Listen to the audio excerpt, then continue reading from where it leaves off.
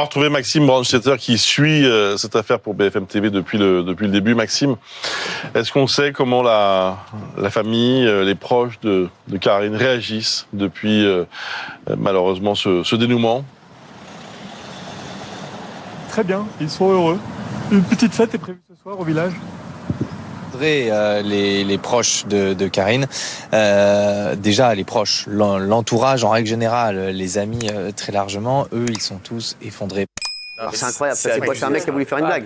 Oui, alors en fait, c'est la suite des gens qui étaient des journalistes qui sont prévus pour des duplex, et il y en a un qui avait le micro ouvert et qui a voulu faire une blague. Alors c'est totalement inadmissible et c'est très grave. Ouais, c'est très grave. Alors c'est très grave parce que c'est blessant, dégradant, terrible pour la famille, c'est très grave. pour les gens qui regardent. Ça dénote quand même de la part de celui qui a dit ça un mépris pour la souffrance des gens. Et imaginez, c'est BFM, alors ils se sont excusés, ils plaident le problème technique. Imaginez simplement que ce soit nous. Là, c'est ça. Comme Pilori, on serait dévastés, tout le monde nous crache dessus, voilà, et on trouve le problème technique et ça passe. Non, ça ne peut pas passer. Non, ça ne peut pas passer. Ça peut pas passer parce que c'est une blague. C'est une blague en plus.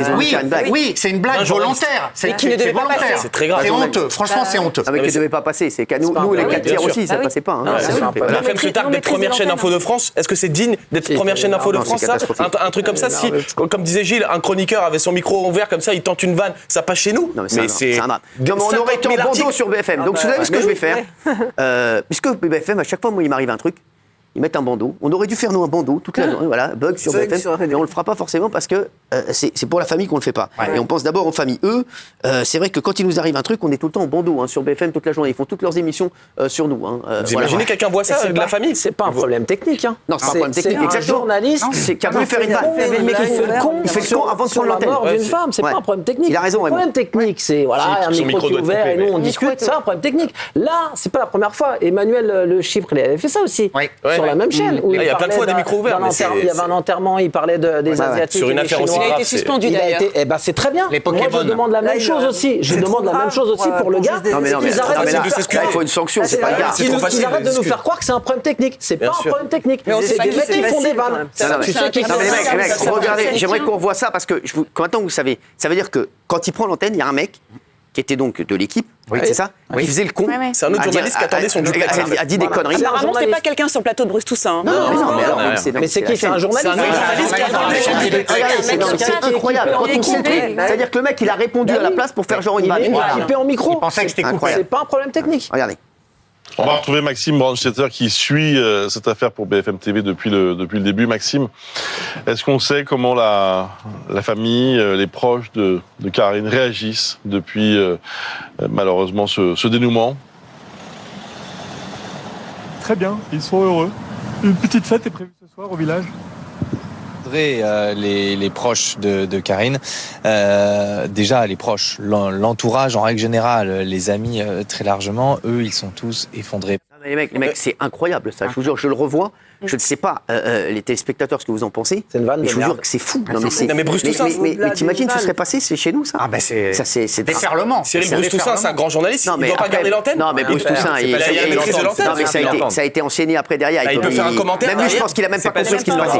Je suis même pas sûr qu'il en a. Mais c'est bon, c'est pas le souci. Il peut rien faire. Il peut rien faire. Il peut rien faire. Non, mais quelqu'un se foutait de la gueule de sa question aussi. En disant dans quel état d'esprit est la famille. Exactement. C'est genre, ben non, connard, ils font la fête. Exactement. T'as raison, c'est ça. C'est exactement ça. Non, c'est ça. Et c'est aussi scandaleux. Hein. Non, mais c'est scandaleux. Non, mais t'imagines ça? Dans une affaire aussi grave et dramatique, bien sûr. Mais il s'est passé quoi alors là? Il y a eu quoi? Ils ont eu quoi? Pour le moment, ils ont plaidé pour problème technique, ils se sont excusés. Oui, j'ai vu, c'est Marc-Olivier Fogiel qui s'est excusé. Bon, Marc-Olivier Fogiel, il a eu raison. S'il vous plaît. Marc-Olivier Fogiel, il a eu raison. Il a dit. Voilà, il s'est excusé assez vite.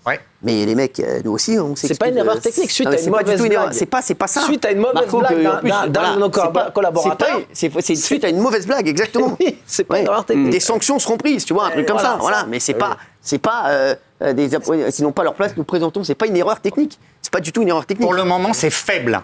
Les excuses sont faibles par rapport à l'ampleur de ce qui s'est passé et du scandale. Mais vous voudriez quoi? Qu'ils mettent le nom du gars qui a fauté, qu'il soit viré? Il doit avoir une sanction de l'ARCOM, je suis désolé, c'était pas Ah, ça oui, mais c'est autre chose. Ses amis aussi, il y a une sanction de l'ARCOM. Il faudrait qu'il y ait une plainte à l'ARCOM. Ah, bien sûr, parce que c'est non-maîtrise de l'antenne. Je suis désolé. Nous, les mecs, on met un pantalon noir et ils vont dire ouais, non, il fallait, c'était du blanc aujourd'hui, ils vont nous mettre 200 000. Ils sont prompts à réagir quand c'est nous, ils sont moins prompts à réagir là pour le moment. Ça, il faut le dire. À l'ARCOM aussi, c'est vrai qu'ils sont très prompts à réagir quand c'est nous. Là, normalement, là, je vous dis, nous, c'est la même chose. Je vous dis, on prend 3 millions. Indignation à double vitesse. Ah non, mais je te le dis. Ça, c'est sûr, tu prends 1,5 million. Comme ça, tu prends 1,5 million d'euros, c'est sûr d'amende. Donc il n'y a pas de. Pour le moment, là, il n'y a pas encore de suite. Il y a beaucoup de signalements. Il faut voir s'il y a des signalements. Voilà. Donc voilà, il faut. La machine se met en route. Il faut être regardé pour signaler, c'est toujours pas. Ouais, c'est ça. C'est vrai que nous, on a la chance d'être très regardés. C'est pas que je veux pas me la raconter. C'est une chance, non, mais t'as raison en plus. C'est vrai. Il a raison. Je pense que là, avec ce qu'on a fait ce soir, les pauvres, on leur a pas rendu service. Et bien sûr qu'on va être signalé. Là, ils vont faire plus d'audience. Ils vont faire plus d'audience là que le matin, c'est sûr. C'est quand tu regardes. Ils sont à combien le matin? 180 000, je crois. 170 000, bon, c'est sûr que oui. C'est vrai que puis donc, sont derrière CNews, dont 100 000 qui dorment, donc forcément c'est compliqué. Allez, on va se retrouver dans un instant. À tout de suite.